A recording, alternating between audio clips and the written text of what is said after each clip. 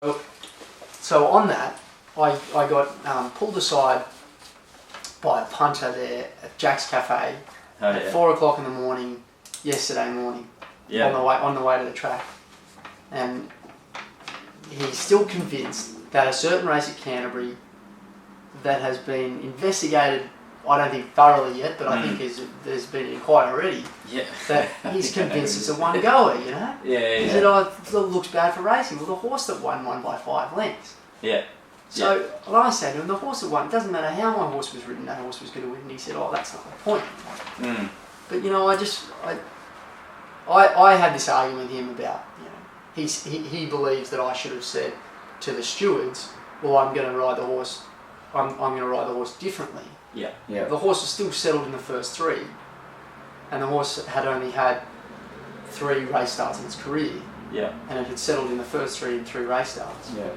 But he's convinced the horse should have led, you know. But if you watch our horses, we don't drive the ears of our horses every time they go around. So I made that point to him.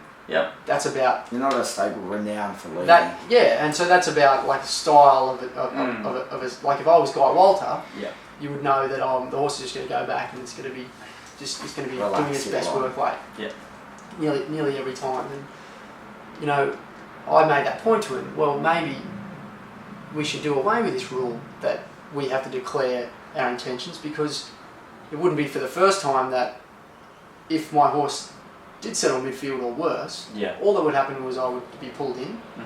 And sometimes trainers have been fined, but I don't think they've been fined much in the past. I don't know, maybe you could research that. Not too much. Or I would tell you that the horse is going to be ridden more aggressively, but because the opportunity presented to my jockey to keep the favourite 3D, he decided not to roll forward and to stay where he was, to give myself the best advantage. And when I saw that happen, like the owners, they thought, well, if the favourite's deep, that it gives us an advantage, so we're happy about that. Or the third thing is, I blatantly get it wrong as a trainer, and I say the horse is going to be ridden with cover, and it goes straight to the front, pulls its head off, and you're better off without it. I think the problem about having to change the tactics for Allaire is that if you don't follow to the letter of the law, racing looks bad for it, and horses can do things and you can't predict it. So a lot of punters that we speak to would love the rule to just be done away with. Another big problem with Sydney racing is A, because we've got the small fields, but B, a lot of people know the speed map. They kind of jump and go to the speed map, and they just kind of go slow or plot into position, and then they sprint home. And it makes for kind of uncompetitive racing.